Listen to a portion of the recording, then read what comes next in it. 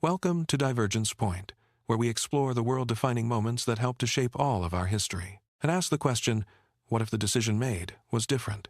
And so without further delay, let's continue. The year is 1933. The air in the Oval Office is thick, stagnant, and smells of old paper and tobacco. FDR sits at his desk, his hand resting on the polished mahogany. Between his fingers, a fountain pen hovers barely a millimeter above the signature line of Executive Order 6102. The document is stark, its text demanding the surrender of all private gold. Outside, the world is reeling, the Great Depression tightening its grip on every city block and farmstead. Inside, there is only the sound of a ticking clock. FDR shifts his weight, the leather of his chair creaking in the silence. He stares at the ink, the nib catching the low light of the desk lamp. His pulse is steady, but the room feels heavy with the gravity of what this signature will set in motion. He could pull the pen away. He could set it down and let the gold remain in private vaults. The pen stays frozen in the air. The choice hangs in the balance, a pivot point upon which an entire century is balanced. Every muscle in his hand is rigid, the moment stretching into an eternity of potential outcomes. The pen moves, not down, but back.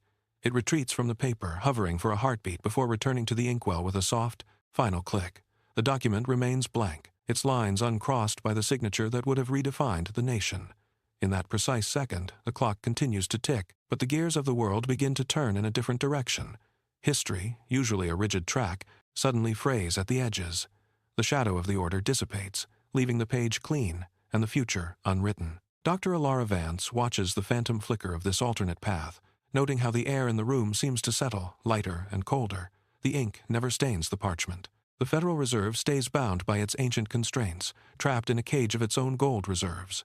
Outside the window, the streets of the year 1933 remain unchanged, yet the pulse of the economy has skipped a beat. A ripple begins in the quiet halls of power, spreading outward to the banks, the farms, and the very foundation of the dollar. We are no longer watching a memory. We are witnessing the birth of a ghost timeline, a fragile, speculative reality where the seizure never occurs and the old world refuses to die. Across the nation, the mandate to surrender gold never arrives. In the basements of brick bank buildings and the hidden corners of family estates, private vaults remain locked. Heavy steel doors swing shut, their tumblers clicking into place with a mechanical finality. Inside, stacks of gold bars remain undisturbed, their weight pressing into velvet-lined drawers.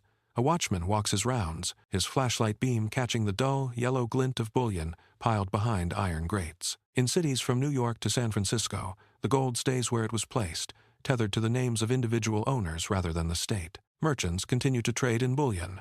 Families keep their savings in coins tucked behind floorboards. There is no knock at the door, no government agent demanding the contents of these chests. The metal remains cold, dense, and quiet in the dark. It is a world where the ledger of ownership is held by the people, not the treasury. Every bar stored in the shadows represents a claim that has not been relinquished. For now, the vaults are full, the locks are tight, and the gold remains the private anchor of a nation that refuses to let go of its tangible wealth. Inside the limestone walls of the Federal Reserve, the atmosphere shifts from expectation to rigid constraint. The mandate is clear and unyielding.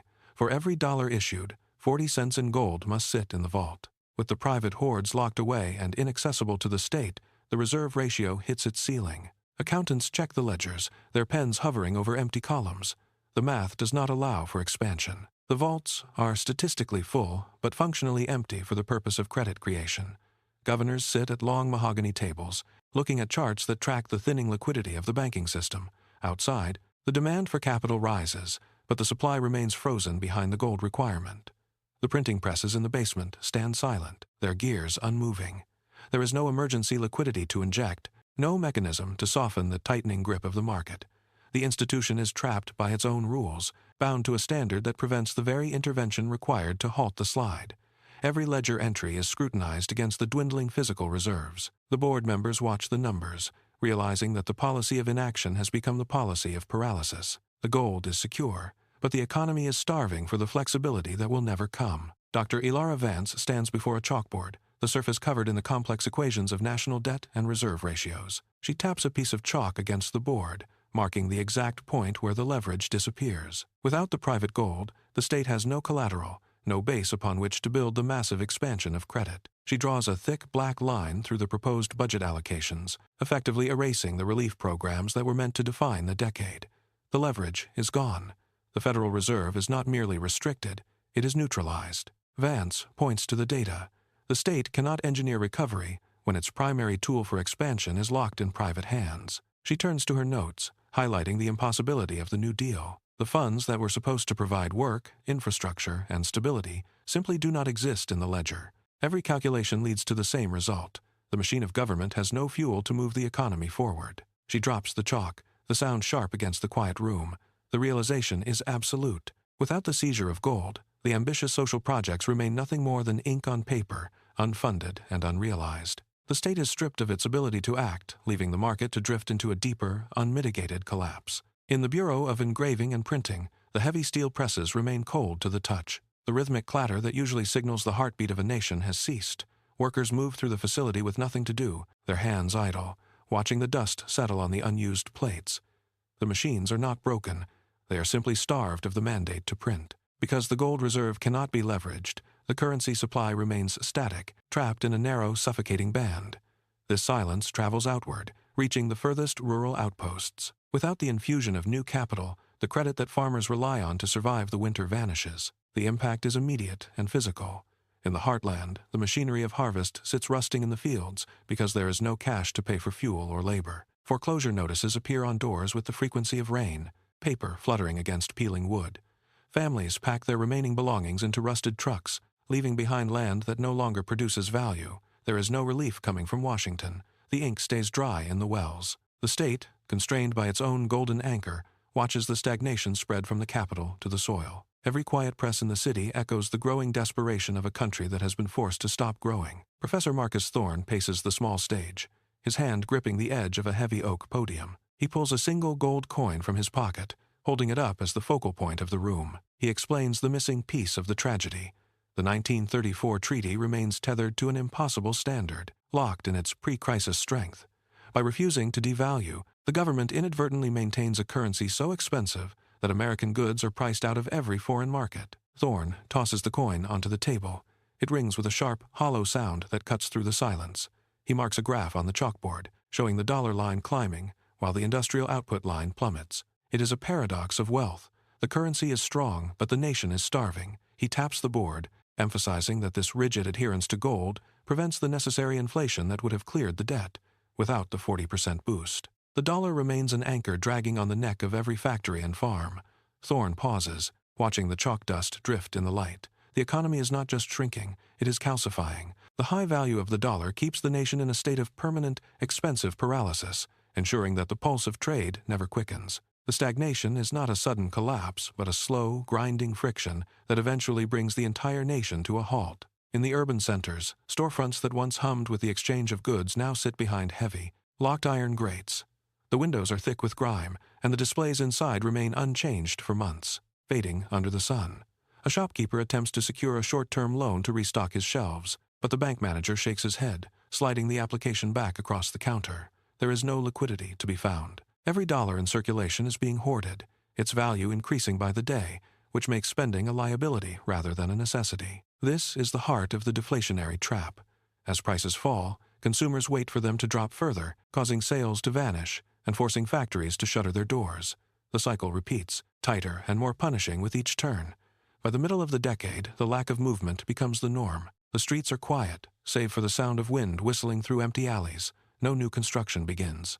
No capital flows into innovation. The country is not just in a temporary downturn. It has entered a permanent state of arrested development, where the only thing growing is the weight of debt that no one can afford to pay. The stagnation reaches the fields, where the soil itself seems to lose its value. Every month, the silence in the countryside grows heavier as more homesteads fall to the banks. A sheriff arrives at a farmhouse, his boots crunching on dry, unworked dirt. He hands a notice to the owner, who does not even look up from the porch steps, staring instead at the fallow rows of withered corn. The bank has no use for the land. They want the capital, but the capital has vanished. Inside the house, the rhythm of life stops. Furniture is dragged out onto the lawn, left under the open sky as the doors are padlocked shut. Families leave in silence, loading whatever fits into the back of a truck, their movements heavy and mechanical. The fields remain, but the labor that once defined them has been stripped away. Along the horizon, chimneys that once curled with smoke stand cold against the gray sky. The foreclosure signs are the new landmarks of the era, near. nailed to splintered fence posts and leaning against empty barns. It is a slow-motion dismantling of the rural economy. Where there was once the noise of harvest, there is now only the wind rattling the corrugated tin roofs of abandoned sheds. The land is not dying, but it is being abandoned, left to settle into a permanent, hollow stillness. The calendar turns, but the weight of the previous decade follows. By the early 1940s, the international stage has fundamentally reconfigured itself. Without the massive domestic gold hoard that once served as the bedrock of American authority, the government finds its reach severely constrained. Cables arrive at the State Department from overseas, carrying requests that would have been mandates a decade prior, now phrased as negotiations. The Treasury is lean, lacking the surplus required to project power across two oceans simultaneously. A diplomat sits in a room in London, waiting for a response that does not come, because the funds necessary to secure the alliance simply do not exist in the vault. The absence of a centralized gold anchor creates a ripple effect, forcing the country to retreat from its ambitions of global hegemony. Nations that once orbited the American dollar now look to their own stockpiles or regional partnerships. The map of the world is no longer a monolith of influence. It is a fractured mosaic of competing interests. Every policy decision is now calculated against a dwindling reserve, stripping away the ability to act with certainty. The U.S. remains a player on the board, but the era of the undisputed architect of global order has quietly, decisively dissolved into a fragile, multipolar stalemate. The heavy wood doors of the Mount Washington Hotel open to a hall filled with delegates from 40 nations. The air is thick with the scent of tobacco and the low murmur of dozens of languages. In this reality, the American delegation does not command the room. They occupy a seat among equals. A representative from the U.S. stands at the podium to propose a dollar-centric framework. But the silence that follows is not one of agreement, it is one of resistance. Representatives from across the Atlantic exchange glances, their own gold reserves held tight in domestic vaults. They reject the proposal, insisting on a structure that prevents any single nation from dictating the global ledger. The U.S. delegate grips the edge of the mahogany table, his knuckles white, realizing the leverage he expected simply does not exist. There is no grand dictate, only a grueling, day-long negotiation where every point is contested. No single flag dominates the skyline of the conference. Instead, the collective weight of the participating nations presses down on the agenda. The final agreement is not a triumph of one, but a compromise of many. It is a fragile peace, built on the reality that no country holds the keys to the global treasury. By the time the ink dries, the world has accepted a new, uncomfortable truth. The era of the undisputed architect is gone, replaced by a tense, shared vigilance. The ink on the agreement barely dries before the complexity of the new reality takes hold. Global trade, once a streamlined flow governed by a single standard, now transforms into a shifting puzzle of competing values. In a London shipping office, a clerk stares at a ledger, his pen hovering over a column of figures. He must balance payments in French francs, British pounds, and gold-backed Dutch guilders, each fluctuating against the other by the hour. There is no central anchor to steady the exchange, no singular benchmark to measure the true cost of grain or steel. A shipment of coal sits on the docks in New York, delayed for 3 days because the buyer and seller cannot agree on the conversion rate of their respective currencies. Every transaction requires a secondary layer of negotiation, a constant hedging against the volatility The main of the power basket. feed is overloading Banks and trying to scramble route the establish new failsafe, but the communication system is lines, bunk. desperate to track the pulse of a dozen markets simultaneously. Traders, once accustomed to the stability of a dollar-pegged world, now find themselves navigating a sea of erratic currents. The efficiency of the global exchange stalls, replaced by a meticulous, grinding process of verification. Every border crossed is a hurdle of arithmetic. The world has traded the simplicity of a dictator for the exhausting, precise, and constant friction of parity. The absence of a dominant currency creates a silence where the roar of reconstruction should be. In the ruins of a Ruhr Valley steel mill, the rubble remains exactly where the shells left it years prior. Workers lean against broken masonry, staring at the empty railway sidings. They were promised a flood of capital, a massive influx of American machinery and raw material to jumpstart the heart of Europe. Instead, the promised ships never leave the Atlantic ports. Without a surplus of gold to back massive foreign grants, the U.S. government keeps its purse strings pulled tight, prioritizing domestic preservation over international charity. The Marshall Plan, a grand vision of restored industry, is reduced to a skeletal, underfunded shadow. A local foreman kicks a rusted gear into the mud, his hands trembling from the cold. He tracks the arrival of supply trains that never appear on the horizon across the continent. The narrative of recovery fractures into isolated, struggling pockets. Cities remain scarred by fire, their foundations settling into the earth. There is no rapid surge of modernization, no miracle of rapid industrial rebirth. The recovery is a slow, grinding crawl, measured not in months of progress, but in years of scavenged parts and salvaged wood. Europe stands alone in the wreckage, waiting for a savior that the restricted American ledger cannot afford to send. The restriction on the federal purse creates a profound stillness at the heart of the American defense machine. Without the ability to run persistent, gold-backed deficits, the massive military buildup of the mid-century remains a theoretical concept. At the Norfolk shipyards, a massive keel for a new cruiser sits exposed to the salt air, rusting for want of funding to complete the hull. Welders have packed their tools away, leaving the steel unfinished and silent. The order to cease construction arrived in a brief, cold telegram months ago. Elsewhere, aircraft hangars stand half empty, their concrete floors collecting dust rather than the heavy tread of maintenance crews. The long-range bombers, intended to project power across two oceans, never leave the assembly line. Because the Treasury refuses to print money against non-existent reserves, the military-industrial complex finds its growth fundamentally stunted. Officers review maps of the Pacific and Atlantic, marking out vast regions where the U.S. presence is now minimal or non-existent. There are no sprawling overseas bases, no constant patrols, and no projection of force to deter regional conflicts. The Navy operates a skeleton fleet, restricted to coastal defense and short-range logistical support. The ambition of a global superpower is tethered to the reality of a narrow, conservative ledger. Where there should be an iron wall of defense, there is only the quiet decay of unfulfilled potential. The fiscal austerity that halts the military also hollows out the domestic promise of a new era. In the humid outskirts of a growing city, a group of urban planners stands on a patch of barren earth. They hold blueprints for a massive housing initiative, a cornerstone of a vision to eradicate poverty, but the papers remain rolled and tucked under arms. There is no funding to break ground.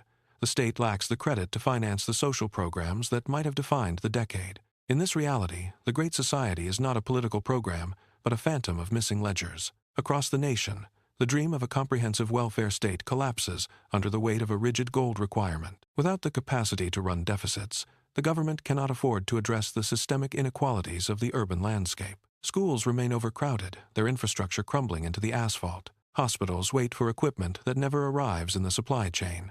Planners walk away from the empty lot, leaving the stakes in the ground to rot in the rain.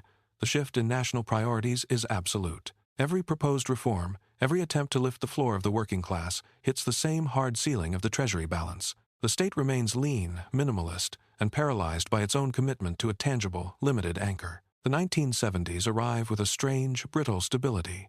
There is no Nixon shock, no sudden abandonment of the gold standard, no frantic devaluation of the dollar. Instead, the global economy enters the decade bound by the same rigid constraints that defined the post-war era. In a conference room in Switzerland, representatives from major powers sit around a table piled high with ledgers.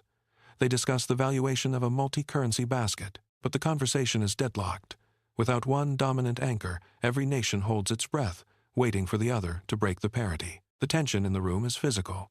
It is the silence of a clock that refuses to tick. Because the dollar is not the sole reserve, the massive liquidity required to fuel global expansion simply does not exist. There is no inflation-driven growth, but there is also no relief from the strangling grip of deflation. Banks in London and New York maintain their vaults with obsessive, nervous care, fearing the next ripple in the currency markets. The world is safe from the sudden collapse of a fiat anchor, but it is trapped in a slow-motion grind.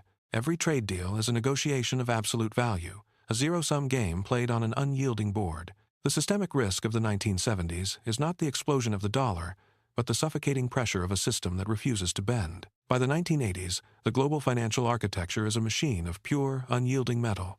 Finance remains locked to tangible assets, and the lack of credit elasticity creates a brittle, unforgiving environment. In a crowded street in Chicago, the doors of a regional bank remain shuttered behind heavy iron grills. A line of men and women stretches around the corner, waiting for a vault that has already run dry. This is not a rare catastrophe, but a routine occurrence. When liquidity vanishes, there is no central mechanism to inject stability. The system demands hard metal for every transaction. Without the buffer of fiat credit, the smallest rumor of insolvency triggers a stampede. Inside the bank lobby, clerks count physical coins into wooden trays, their movements slow and deliberate. Every withdrawal shrinks the local economy. The pressure is constant, a low-frequency hum of anxiety that never truly fades. Investors watch the price of bullion with the intensity of a pulse monitor. When the price dips, the credit market locks up instantly. There is no flexibility, only the harsh mathematics of what can be weighed and measured.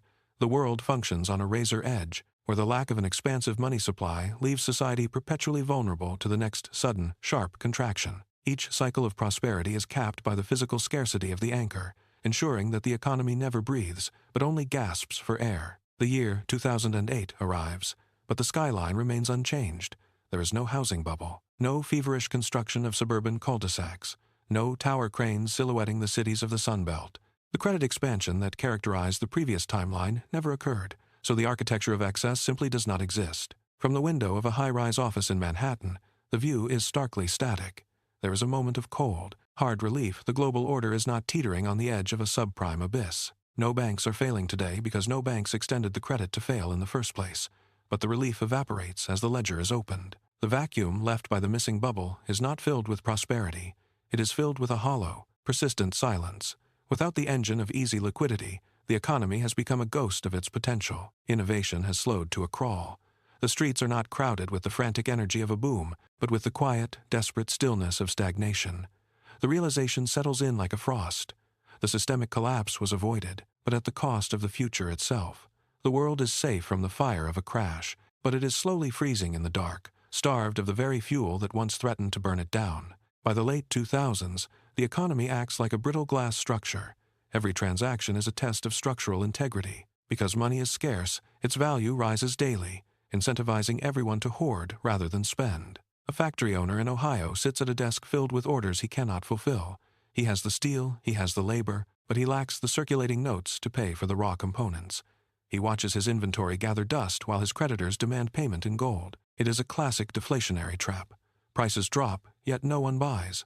The incentive to hold cash is absolute, turning the gears of commerce into grinding, rusted metal. A regional wholesaler attempts to move a shipment of grain, but the buyers offer only a fraction of last month's price. The seller refuses, the grain rots, and the supply chain fractures. This happens in every sector, every day. The economy does not explode. It disintegrates. It shatters into thousands of small, isolated failures. There is no central bank to bridge the gap, no secondary market to absorb the shock. Each participant acts in their own rational interest, yet the collective result is a systemic freeze. The currency is too valuable to circulate, and the market is too rigid to adapt. The entire mechanism of exchange has become a mirror, reflecting only the stillness of a world waiting for a spark that never comes. The panic does not arrive with sirens or declarations. It arrives in the quiet, desperate shuffle of boots against pavement outside the local bank. Every Tuesday seems to bring a new rumor, and with it the lines grow longer, wrapping around the block until they disappear into the gray morning mist. People wait for hours, clutching passbooks like talismans. When the doors finally open, the tension is palpable. The teller behind the cage does not look up. He stares at the empty space where the gold reserve should be. Then, the heavy iron bolt slides home. A manager steps out, hands raised, and says nothing. He does not have to.